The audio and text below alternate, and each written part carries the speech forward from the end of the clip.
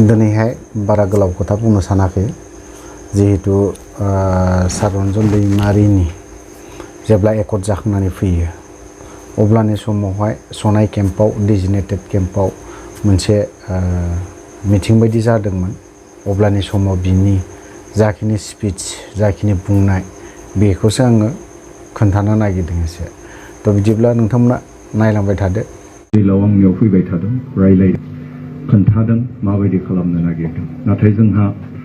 आं बुंदों जे नोंथांमोना आंखौ लाइफार होबाय आं दिनै जेलाव दङ आंहा मा बुंनांगौ दं बेनिखायनो जायफ्रा बाहेराव दं जायफोरखौ जोंनि नेशनेल डेम'क्रेटिक फ्रन्ट अफ बर'लेण्डनि जेनेरेल एसेम्ब्लिया थान्दै महरै सायख'ना हरदों साबा बिथांमोनजों जेसे हायो रायलायबानो जाबाय बेबायदिहै आंनिफ्राय बुंबाय थादोंमोन थेवबो आंखौ लानानै थांदों आरो बेबायदिनो जिफोर थामथिम खालामबाय बेफोरखौ जोंबो मोजाङै बिजिरजों नायदों आरो सम खाबुखौ नायनानै समनि थासारिखौ नायनानै समखौ नायनानै जों गासैबो दिल्लीयाव जायफोरा दंहैयोमोन रायलायलायनानै जों जाथोंसै फोजोबथोंसै बे जोंनि नांनायखौ बिनि उनाव आरो गोदानै नांनाया जोबनो गैया जों बबेजों माबायदि नांलांनो हायो जों नांलांफिनबाय थानो हागोन होननानै जों थि लादों आरो बेबायदिनो जोंनो एनडिबिपिनि बिथां सोमखोर गोबिन्द बसुमतारियाबो फननि गेजेरजों रायलायहरदों मारै जागोन बोरै जागोन मा खालामनाया मोजां प्रमद बर' एबसुनि प्रेसिडेन्ट बिथाङाबो रायलायहरदों धीरेन बर' बिथाङाबो रायलायहरदों बे जों गासैबो फननि गेजेरजों जों रायलायलायनो मोनाबाबो दिल्लीयाव जियानो जाथोंसै मोजां गाज्रिखौ जों सानना लाब्लानो मा मोनदों मा मोनाखै बेखौ सानना लाब्लानो जों एकर्डखौ खालामनानै जि मोनदों बेफोरखौनो मोजां मावलांनानै आरो गोदानै सानफिननानै दावगालांनो हागोन होननानै जों गासैबो थांनाय 27 जानुवारियाव इन्डियान प्राइम मिनिस्टार नरेन्द्र मदिनि आशीर्बादाव बा बोराव आरो इन्डियाननि नखर बिफाननि मन्थ्रिनि प्रेजेन्सआव एनडिएफबि मोनब्रैबो एबसु आरो लोगोसेनो इउबिपिअ आरो भारत सरकार आरो आसाम सरकारनि गेजेराव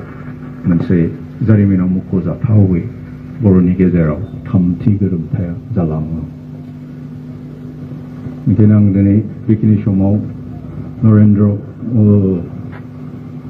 इन्डियानि प्राइम मिनिस्टार नरेन्द्र मदि आरो इन्डियानि हम मिनिस्टार अमित शाह आरो लोगोसेनो आसामनि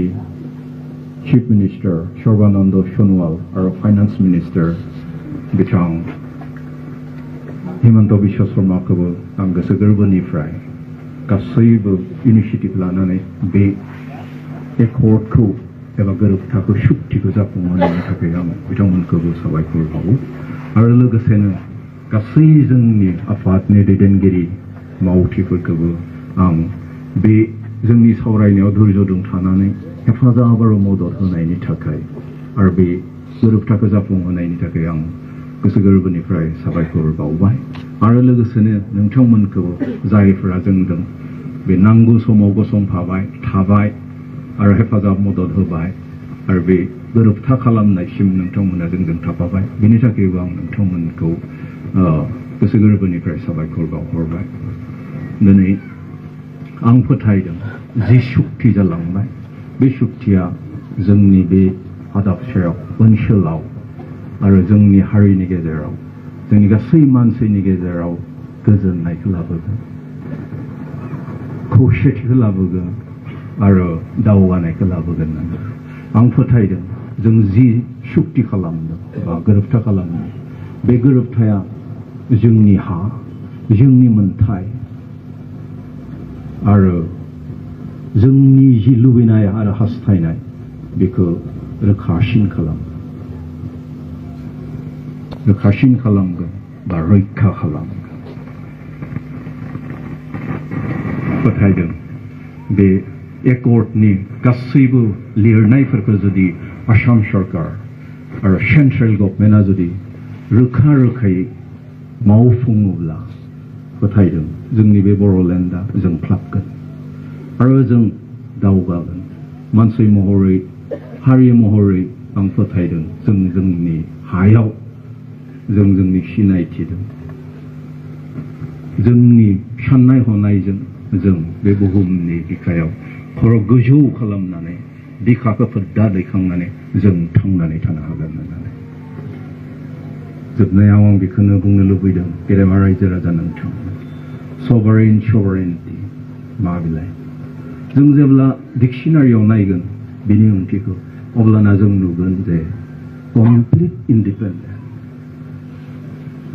कमप्लिट जायफ्रानो माने गासैबो बिथिंनिफ्राय उदां बेखौनो सर्वभौम बा सभारेन होननानै ओंखाय जों दिनै गासैबो बिथिङावनो जों साफा साफाबो सभारेन जानांगोन Sovereign is not that.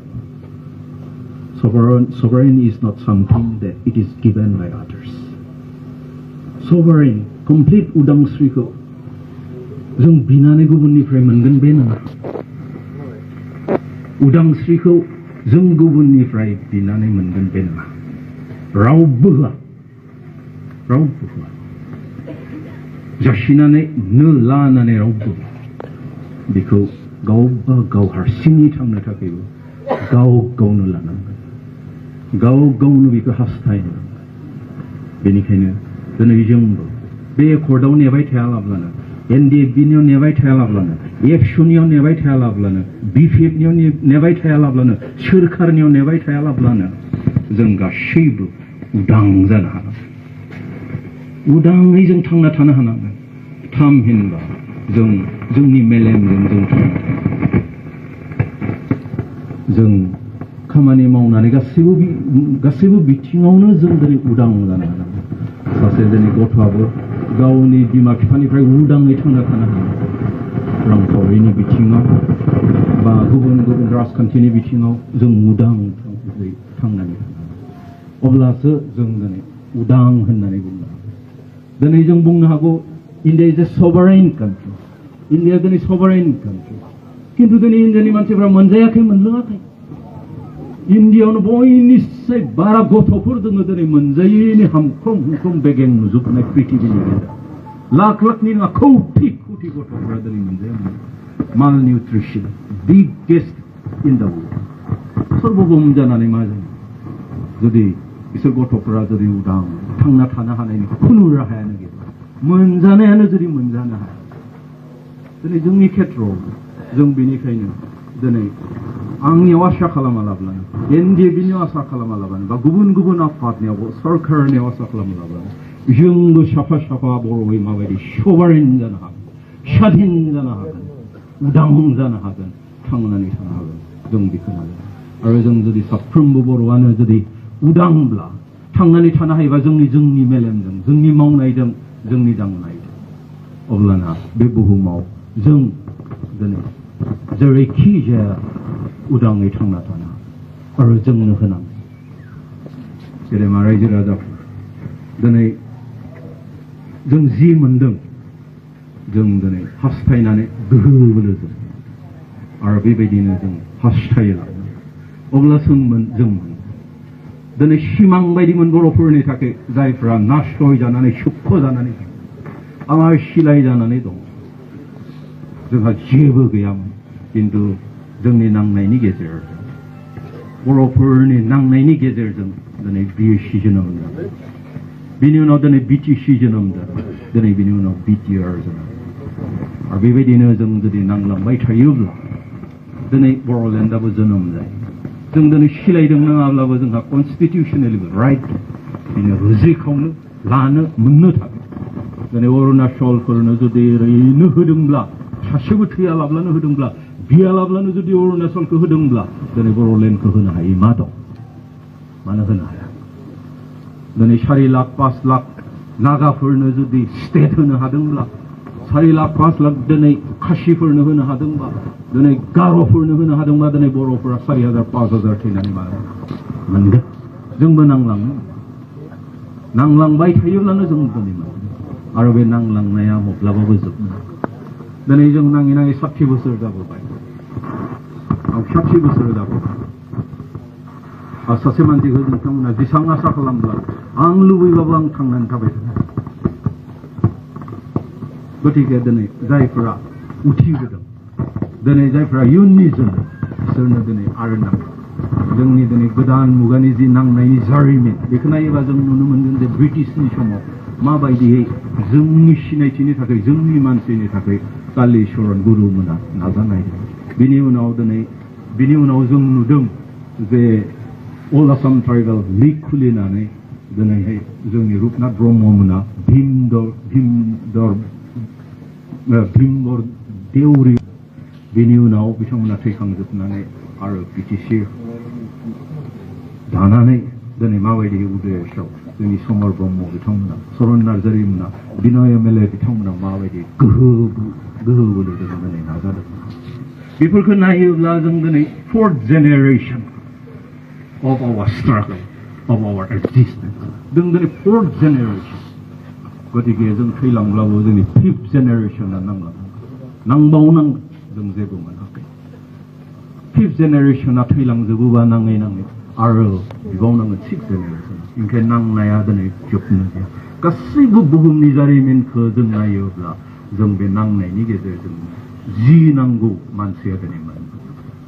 नांनायाव जोबनो गैया बेनिखायनो जोब्बाय होननानै बे एकर्डनि गेजेरजों नोंथांमोना जोंनि मावथिफ्रा माब्लाबाबो जोब्बाय होननानै मिनि खुसि जानो आरोबाव गोदान जों जिखौ मोनाखै बेखौ लानो थाखाय मोननो थाखाय जों दिनै नांबावनांगोन दिनै जों